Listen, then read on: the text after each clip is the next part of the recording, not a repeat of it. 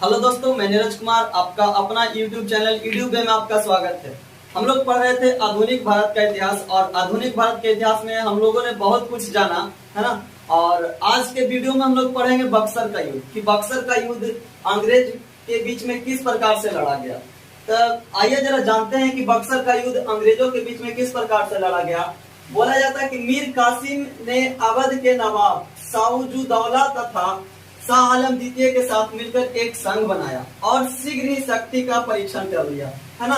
पहले तो अंग्रेज लोग क्या कर रहा था, पहले तो अपना आक्रमण सभी जगह करवे किया, लेकिन अब इन लोगों ने सोचे, किस लोगों ने सोचा, बोला कि अवध के नवाब और बहुत सारे लोगों ने एक संगठन बनाया और बार बार सोचा कि भाई अब तो अंग्रेज हम पे हावी हो रहा है ना, तो क्यों ना हम एक संगठन बना के एकजुट होके अंग्रेज से हमें क्या करना चाहिए, लड़ाई करना चाहिए, है ना, ताकि अंग्रेज यहाँ से छोड़ के जहां से आया था वहीं वो चला जाए।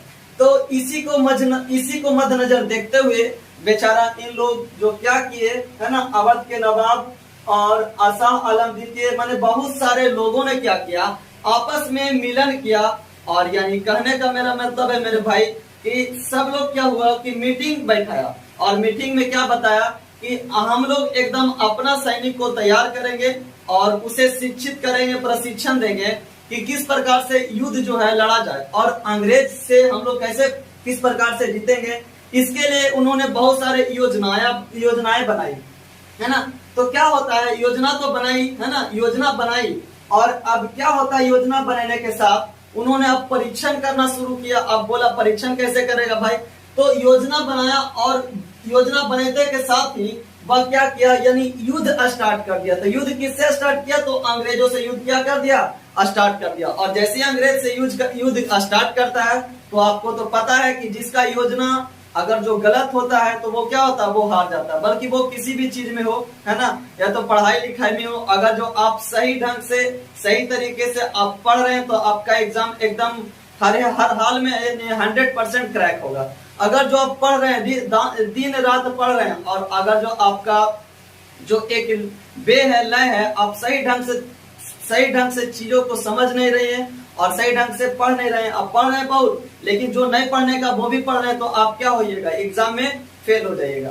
इसी प्रकार से इन्होंने क्या किया, एक संघ तो बनाया जरूर, सभी सैनिक को शिक्षित तो किया, लेकिन उसे कैसे जीतना चाहिए, क्या जीतना चाहिए, इस पे वो अमल नहीं कर पाया। और क्या हुआ, अंग्रेजों को वो ठीक ढंग से पढ़ नहीं पाया, है ना। यानी कहने का मतलब है जब क्रिकेटर जो होता है बॉल को ठीक ढंग से पढ़ता है तब ये वो बल्ला से अपना हिट करता है। उसी प्रकार से बेचारा जो क्या किए, वो बढ़िया से अंग्रेजों को नीति को नहीं पढ़ पाए और क्या हुए, और अंत में वो हार का उनका सामना करना पड़ा। तो क्या होता है, 22 अक्टूबर 1764 ईस्वी को बक्सर में युद्ध पलासी की तर्ज पर नहीं था, बिल्कुल एक तैयारी और अपने क्षमता के अनुसार था, है ना। जिस प्रकार से पलासी का युद्ध हुआ था जिस प्रकार से पलासी का युद्ध हुआ था वे बक्सर की युद्ध की तरह नहीं था, है ना। इस बार क्या सोचा कि हम बढ़िया से एकदम तैयारी के साथ और अपने बल पे क्या करेंगे, अंग्रेजों से लड़ेंगे और अंग्रेजों को क्या करेंगे, हरा देंगे। लेकिन यहाँ बात सारा के सारा उल्टा हो गया। क्या हुआ नेक्स्ट, अंग्रेज की सेना का नेतृत्व मेजर हेक्टर मुनरो ने किया। इसमें नवाब तथा मुगल बादशाह की सेनाओं की पराजित हो गया, है ना। बोला कि अंग्रेजों की सेना का नेतृत्व कौन कर रहा था, मेजर हेक्टर मुनरो, है ना। और जब मेजर हेक्टर मुनरो जब कर रहा था इसका नेतृत्व करने के दौरान वो क्या हुआ, यानी नवाब तथा मुगल के बादशाह क्या हो गया, पूरी तरह से बेचारा हार गया और उनको हार का सामना करना पड़ा। बक्सर का युद्ध पलासी के युद्ध से भी ज्यादा महत्वपूर्ण था। इसे अवध के नवाब और मुगल बादशाह को बाजीर सौजोदौला तथा स्वयं मुगल बादशाह को अंग्रेजों की दया पर निर्भर होना पड़ा। और जैसे ही वो हार गया तो सारा के सारा क्या हो गया, अब अंग्रेज पर वो क्या हो गए, निर्भर हो गए, है ना। यानी जो अब अंग्रेज बोलेगा वही के लोग क्या करेंगे। अगर जो अंग्रेज बोलेगा कि जरा उठ जाओ बेटा, तो उठ जाएगा, बेटा यहाँ से जरा उधर घसको, उधर घसकेगा। यानी कहने का मेरा मतलब है कि सारा के सारा यानी वो अंग्रेज पे ही क्या हो गया, निर्भर हो गया। बल्कि वो कुछ भी करेगा तो अंग्रेज के अंग्रेज से बिना परमिशन लिए नहीं करेगा, यानी जबरदस्ती उसको अंग्रेज कराएगा कि इसको करो, तो इसको करना ही पड़ेगा। इस युद्ध से अंग्रेज का प्रभाव पूरे भारत में फैल गया। जैसे ही क्या होते हैं, जैसे ही वो अंग्रेज उसे हरा देता है, तो अंग्रेज का क्या होता है कि पूरा प्रभाव जो होता है पूरे भारत में फैल गया।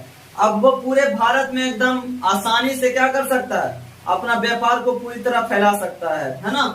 तो अंग्रेजों को दिल्ली की राजधानी में हस्तक्षेप करने का अवसर मिल गया। वो जैसा ही जीत जाता है तो क्या होता है अंग्रेजों को कि अब दिल्ली के राजनीतिक में भी क्या करेगा, वो हस्तक्षेप करेगा, हस्तक्षेप करेगा। इस युद्ध के बाद मीर जाफर दोबारा बंगाल का नवाब बन जाता है। और इस युद्ध के बाद, यानी किस युद्ध के बाद, यानी बक्सर के युद्ध के बाद मीर जाफर को दोबारा बंगाल का क्या नवाब बना दिया जाता है। अब जैसे ही मीर जाफर को दोबारा बंगाल का नवाब बना दिया जाता है, तो सारा का सारा तो उसका सारा का सारा शासन तो किसके पास था, अब अंग्रेजों के पास था, है ना। इसे अंग्रेज के द्वारा ही बनाया जाता है बंगाल का नवाब। अब क्या करेगा अंग्रेज कि बंगाल में द्वैत शासन क्या किया, बंगाल में द्वैत शासन का क्या मतलब होता है, बक्सर के युद्ध के पश्चात, जैसे बक्सर का युद्ध जब खत्म होता है तो रॉबर्ट क्लाइव नाम का एक व्यक्ति था, है ना, रॉबर्ट क्लाइव नाम का एक व्यक्ति था, बंगाल में द्वैत शासन की शुरुआत कर दी, है ना। बोला कि रॉबर्ट क्लाइव जो थे बंगाल में द्वैत शासन की क्या कर दी, शुरुआत कर दी। आपसे अगर जो पूछेगा कि बंगाल में द्वैत शासन का शुरुआत करने वाला व्यक्ति कौन था, तो रॉबर्ट क्लाइव, है ना। और बंगाल में जैसे द्वैत शासन को क्या किया, शुरुआत कर दिया, तो द्वैत शासन का अर्थ होता है क्या, जरा जानेंगे हम लोग कि द्वैत शासन का अर्थ क्या होता है।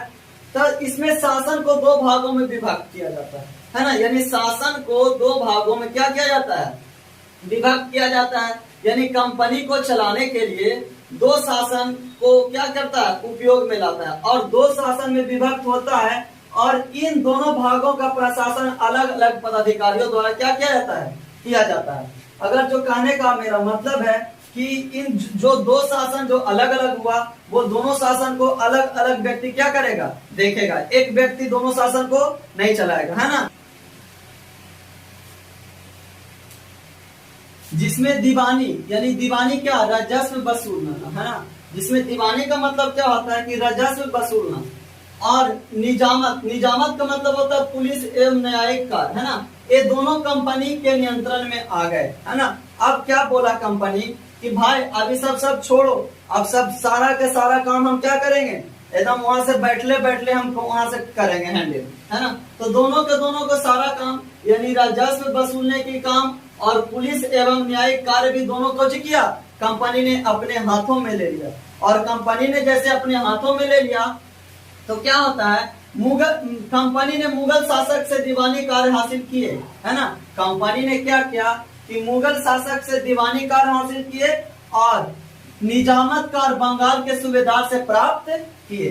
यानी द्वैत शासन इसलिए कहा जाता है कि प्रशासनिक दायित्व तो बंगाल के नवाब पर था, है ना। जो प्रशासनिक दायित्व जो था बंगाल के नवाब पर था, और जबकि राजस्व वसूली का दायित्व ब्रिटिश सरकार खुद ले लिया था, है ना। यानी बोला कि जितना भी पैसा आएगा ब्रिटिश सरकार खुद देखेगा, लेकिन बंगाल को क्या बोला कि तुम खाली उसको देख रेख करते रहो, है ना। यानी प्रशासनिक विभाग को तुम देखो और इसके सिवा तुमको कुछ करने का अधिकार नहीं है, और सारा का सारा अधिकार क्या कर लेते हैं, हम ले लेते हैं। यानी पैसा बटोरे अब बेचारा काम करे कौन, है ना। वही जो अंग्रेज जो क्या किया, अंग्रेज ने ही ऐसा शासन बनाया, और वो क्या किया कि सारा के सारा जो वसूली जो कर जो होता है एकदम दूरी से वहां से अपना नियंत्रण करना स्टार्ट किया, और इसको बोला कि तुम खाली देख रेख करते रहो, है ना, प्रशासनिक विभाग को देख रेख करते रहो और तुम्हारा किसी चीज से लेना देना नहीं है। तो बोलता है कि रॉबर्ट क्लाइव ने दीवानी का भार बंगाल में, यानी अब क्या होता है कि अब जो रॉबर्ट जो क्लाइव जो थे, है ना, वो कंपनी का कोई व्यक्ति था, उसमें क्या बोलता है कि हम दीवानी का भार बंगाल में मोहम्मद रजा खां को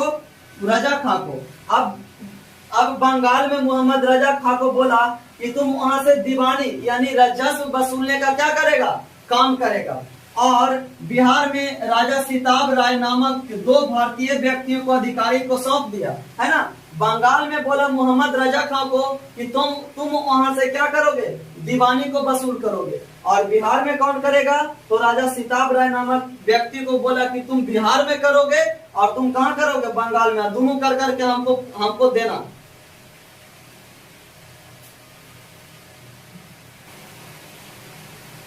1765 ईस्वी में अगस्त महीने में स्थापित द्वैध शासन, यानी द्वैध शासन स्थापित कब हुआ, तो 1765 ईस्वी में स्थापित किया गया था, है ना।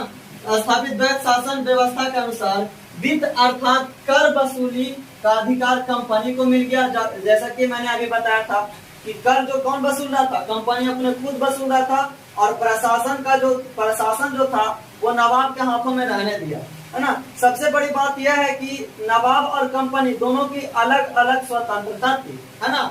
नवाब की अलग स्वतंत्रता थी और कंपनी की अलग स्वतंत्रता थी, है ना।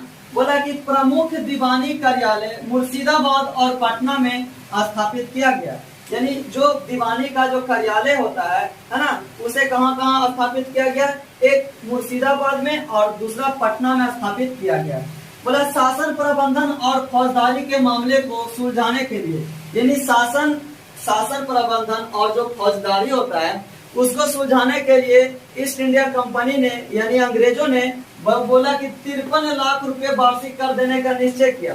बोला कि आप ये सब फौजदारी का मामले और शासन प्रबंधन का मामला देखिए और इसके बदले हम आपको क्या करेंगे कि 53,000 रुपया वर्ष में देंगे, यानी 1 साल में कितना देंगे, 53,000 रुपया देंगे।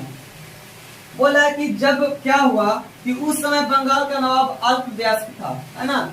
उस समय बंगाल का नवाब क्या था, अल्पवयस्क था, माने पूरी तरह से वो वयस्क नहीं था ताकि वो गद्दी यानी वो शासन प्रशासन को ठीक ढंग से चला सके, है ना। क्योंकि उसके पास अल्पवयस्क रहेगा तो उसके पास उतना दिमाग नहीं रहेगा कि इसको कहाँ पर क्या करना है, किसे नहीं करना है। अल्पवयस्क था, इसके लिए उसे कुछ किया, इसलिए मोहम्मद रजा खां को नायब सूबेदार की संपूर्ण शक्ति सौंप दी। अल्पवयस्क होने के कारण अंग्रेज इसको क्या किया कि मोहम्मद रजा खां को नायब सूबेदार की संपूर्ण शक्ति क्या कर दी, सौंप दी। जो इसका शक्ति था, है ना, अल्पवयस्क नवाब का जो शक्ति था, अब बोले कि ये ठीक ढंग से काम नहीं कर पाएगा, इसके पास उतना बुद्धि और विवेक नहीं है।